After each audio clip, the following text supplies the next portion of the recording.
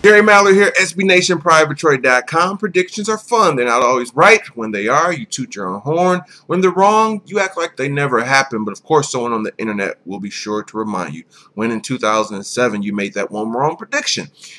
That being said, we have some predictions. 3 of them. 2 are NFL-wide in terms of the draft, and the last one is pertaining to our beloved Detroit Lions.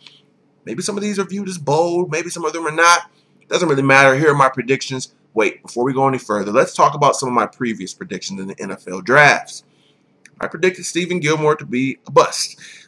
That's not quite true so far. He isn't, burning the world on fire at cornerback. He's still a very solid starter, and he's getting better and better. I made another prediction about the NFL draft where I said Michael Floyd would end up being a better wide receiver than Justin Blackmon. Thus, he should be the first receiver taken off the board in that NFL draft. Well, should he have been the first receiver? Maybe not. Justin Blackmon, when he plays, yeah, he's probably better. However, we talked about some of the potential issues with Mr. Blackmon not pertaining to football-related things, but off the field, as to the reason why I'd be picking Michael Floyd as my first receiver in that year's draft. Lo and behold, Justin Blackmon's issues rear their ugly heads. And yes, Michael Floyd is slowly developing into now he's a good backup for number 2 behind Larry Fitzgerald, and he's slowly becoming more and more involved in their offense. And I think this year he's going to make my prediction look even better. We're going to end this one talking about 3 guys projected to go in the first round who I think will be busts.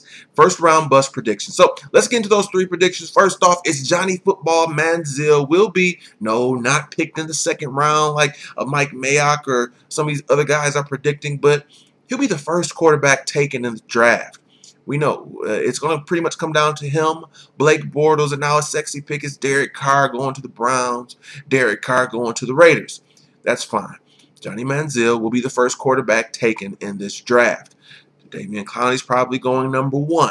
St. Louis is probably going to draft Khalil Mack, maybe Greg Robinson. At number 3 or number 4, I think Johnny Manziel's name will be called. He'll be a Jaguar or he'll be a Brown, and he'll be the first quarterback taken in this draft. Sorry, Blake Bortles, and sorry, Mr. Derek Carr. My next prediction is about Michael Sam. We all know about him, the first college NFL-bound player to come out as openly homosexual. He will not be drafted in this year's draft. He'll be picked up somewhere as an undrafted free agent, have a shot to contend. Now, what are the reasons behind this? Let's talk about football first and foremost. When it comes to football, he had a very, very bad offseason. He looked slow. He didn't look that strong. And before this all happened, tons of accolades and stats awards at the college level, but he was looked at as still a mid to late round pick. This combine did not do him any favors. Just did not look like someone that's going to be that tweener in an effective way. Whereas a guy like Jackson Jeffcoat, he's a tweener, but I think he'll provide something. These scouts are looking at Michael Sam, not big enough to be on the line, definitely not fast enough to be a linebacker, and so he won't get drafted. In terms of off the field, it's not the fact that he's come out as a homosexual as to why a team would shy away from him. And if that is the case, they'll never admit it.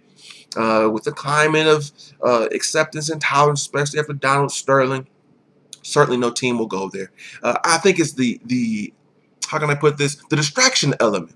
You look at Tim Tebow a few years ago. He went from Denver. We know he did not pan out, not the best quarterback. But the reason why it took him so long to find a team was not just because of the talent, but there was a distraction level as well.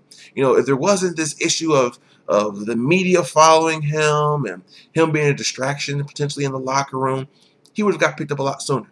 So when a guy is a surefire first-round talent, if Michael Sam was a first, second, third, fourth-round surefire talent, teams would pick him. It doesn't matter. The NFL, they're becoming more tolerant. The world is in general. But the fact that he's a borderline 6th-round pick, a borderline 7th-round pick, but he's going to be getting a lot of press, a lot of distractions, so many rights for and against homosexuality. It can get so crazy where if he's a borderline talent anyway, a team say, we might be better off picking him up as an undrafted free agent.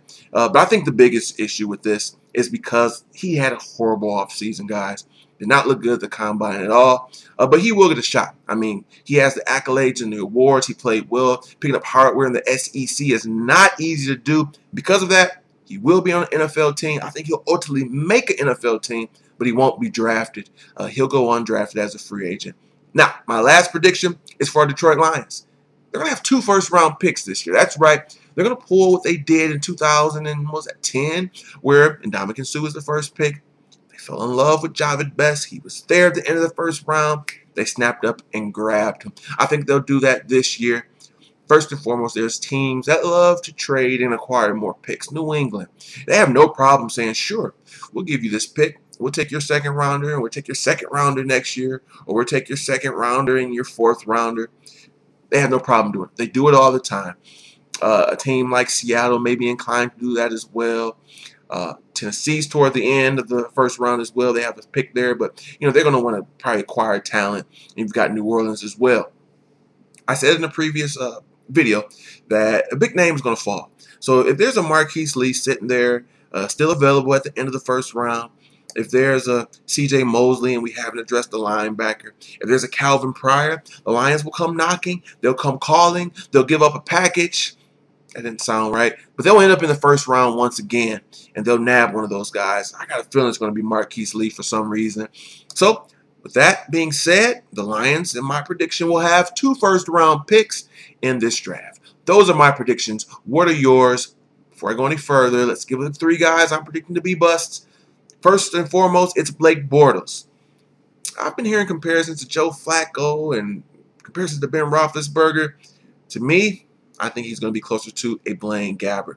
Then there's Justin Gilbert. To me, he's a show horse. He's big, he's tall, he's fast, but he's not very physical. You're not going to get him to be effective at press coverage. Tackling is going to be an issue. Ultimately, he has all the physical attributes. He can be a return man. He's a specimen, but a guy like Darqueze Dennard or Kyle Fuller, they're just better cornerbacks. And I don't think he's going to pan out too well, Mr. Justin Gilbert. And the last one is, again, a cornerback. It's Bradley Roby. Which Roby are you going to get? Sometimes he's effective. Sometimes he's not. He takes gambles. I mean, this guy can be great. And I could be completely wrong on this. He could end up being the best cornerback in the draft. But overall, he's too inconsistent. Sometimes his gambles don't pay off. There'll be games where he'll get a pick or 2, a pick 6, and then there's games where he'll give up 10 catches and 2 touchdowns and look horrible. That inconsistency will run thin, and then there's off-the-field issues with him as well. So those are my 3 predicted busts. What are your predictions? Guys you think will be sleepers, guys you think will be busts. Just overall, give your thoughts. Don't forget to subscribe. We'll be back. We have tons of videos coming out leading up to the much-anticipated NFL Draft. I can't wait. Can you? As always, thanks for watching. Until next time, this has been Jerry Mallory for SB Nation and PrivateTroy.com.